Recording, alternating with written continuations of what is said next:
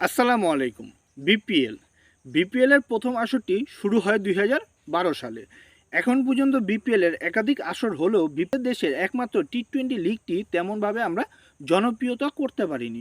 2012 থেকে শুরু হয়েছে, 2025-এ আসতে চলছে। এই মাসের ঠিক 30 তারিখ থেকে বিপিএল এর আরও নতুন একটি আসর আমরা দেখতে পাবো, কিন্তু বিপিএল এখনও বিশ্বমানের হয় নাই। বিপিএলে আমরা বেশ বড় বড় তারকা খেলতে দেখলে বিপিএলটি তেমন জনপ্রিয়তা পায়নি। এই জনপ্রিয়তা না পাওয়ার কারণটা কি, চলেন এটা নিয়ে একটা আলোচনা করি। প্রথম আসরটি শুরু হয় 2012 সালে। 2012-13 এই দুইটা বছরে আমরা দেখেছি বিশ্বের সবচেয়ে বড় বড় তারকাগুলো আমাদের বিপিএল খেলেছেন। সাইদ আফ্রিদির মতো প্লেয়ার, ক্রিস গেলের মতো প্লেয়ার, তখনকার Dilshan, Kumar Sangakkara, AB de Villiers, Alex Hales, এমন বড় বড় তারকা আমাদের বিপিএলে খেলেছেন। তখনকার নিয়মিত পাকিস্তান দলের বড় বড় তারকা আমাদের বিপিএল খেলে থাকতেন, এবং Andrew Rasel, Kieron Pollard, Surendra West ইন্ডিজের বিগ হিটারগুলো আমাদের বিপিএল খেলেছেন। তবুও আমাদের বিপিএল কেন জনপ্রিয়তা পেল না, চলেন এই নিয়েই ডিসকাস করি। বিপিএল জনপ্রিয়তা না পাওয়ার কারণে সবচেয়ে বড় বাধা যেটা, সেটা হচ্ছে ব্রডকাস্ট। ব্রডকাস্ট জিনিসটা কি, আমি যদি সংক্ষিপ্ত বাংলা ভাষায় বলি তাহলে সেটা হচ্ছে, আমরা যে টিভিতে খেলা দেখে থাকি না, বা বিভিন্ন অ্যাপসের মাধ্যমে, বিভিন্ন ওয়েবসাইটের মাধ্যমে খেলা দেখে থাকি না, এই টিভির বা এই ওয়েবসাইটগুলোর ব্রডকাস্ট বিসিবি বিক্রি করে থাকে বিভিন্ন কোম্পানির কাছে।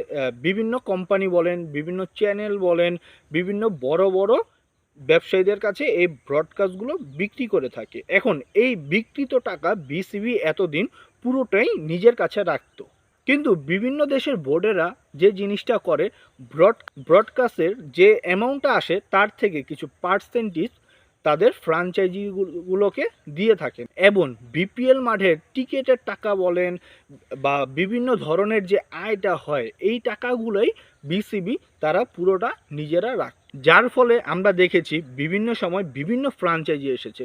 প্রথম যদি ঢাকার কথা বলি তাহলে প্রথম দুই আসরে আমরা যেটা দেখেছি, ঢাকা গ্লাডিয়ার্স ছিল তখন একটা ব্র্যান্ডের একটা টিম। সেখানে সবচেয়ে বড় বড় তারকা খেলেছে, যেমন আপনি মাশরাফি বলেন, আশরাফুল বলেন, আফ্রিদি বলেন, তারপর আপনার ইমরান নাজির বলেন, তারপর আজম খান বলেন, বড় বড় কায়রন পোলার্ড বলেন, বড় বড় তারকা সাকিব বলেন, বড় বড় তারকা ঢাকা গ্লাডিয়ার্সে খেলতে দেখেছি। প্রথম দুটি আসরে ঢাকা গ্লাডিয়ার্স চ্যাম্পিয়ন হয়, তারপর থেকে ঢাকা গ্লাডিয়ার্স সরে দাঁড়ায়।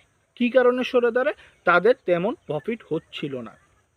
তাছাড়াও যদি বলি, বিভিন্ন ফ্র্যাঞ্চাইজিগুলো আসছে 1 বছরের জন্য, 2 বছরের জন্য, তারপর চলে গেছে। এখন একটা ফ্র্যাঞ্চাইজি যদি বেশি দিন ক্যারি না করে, তার টিমটাকে গুছিয়ে না নেয়, তাহলে সেই টুর্নামেন্টটা কিন্তু কখনোই আগে বাড়বে না। ঠিক তেমনি আমরা যেটা দেখেছি সেটা হচ্ছে, বিপিএলের বিভিন্ন সময় বিভিন্ন প্লেয়ার বিভিন্ন লিগে খেলেছেন, এটাও একটা উন্নতির বাধা। তাই আমি যদি একটা দায় দেই, সবচেয়ে বড় দায়টি হচ্ছে বিসিবির। ঠিক আমাদের করণীয়, একটা ফ্র্যাঞ্চাইজি যদি আসে তাহলে তাদেরকে দীর্ঘ টাইম নিয়ে পরিকল্পনা করার। যদি তারা একটা দীর্ঘ টাইম নিয়ে পরিকল্পনা করতে পারে, তাহলেই আমাদের বিপিএল আগানো সম্ভব। এখন দীর্ঘ টাইম নিয়ে একটা ফ্র্যাঞ্চাইজি কীভাবে পরিকল্পনা করবে? তাদের প্রফিট হলেই তো পরিকল্পনা করবে, তাই না?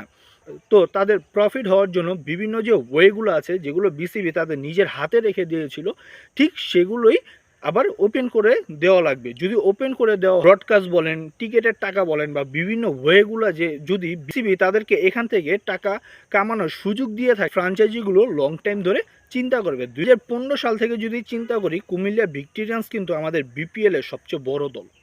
বেশি চ্যাম্পিয়ন হয়েছেন এই কুমিল্লার হয়ে বড় বড় তারকা খেলতে দেখেছি। কুমিল্লা একটা ব্র্যান্ডেড টিম তৈরি করে নিয়েছিল। তো কুমিল্লা ভিক্টোরিয়ান্স কিন্তু কিছু বছর ধরে বিসিবিকে বলেই যাচ্ছিল তাদেরকে ব্রডকাস্ট থেকে কিছু অর্থ বা পার্সেন্টেজ দিতে, যেটা বিসিবি করে নাই। এর ফলে কুমিল্লা ভিক্টোরিয়ান্স 2025-এর বিপিএল থেকে সরে দাঁড়িয়েছে। এখন বর্তমানে রংপুর রাইডার্স আছে একটা বড় দল, যেটা বসুন্ধরা কিংসের মালিকের আন্ডারে আছে।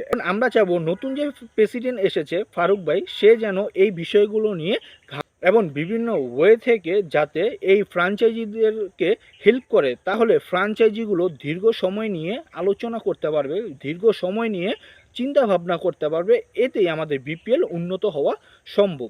তো আশা করি আমাদের ভিডিওগুলো আপনাদের কাছে ভালো লাগে। যদি ভালো লেগে থাকে তাহলে আমাদের ভিডিওটিতে একটা লাইক দিবেন, একটা কমেন্ট দিবেন, আমাদের পেজটাকে ফলো করবেন, আমাদের ইউটিউব চ্যানেলটাকে সাবস্ক্রাইব করবেন। আজকে এই পর্যন্তই।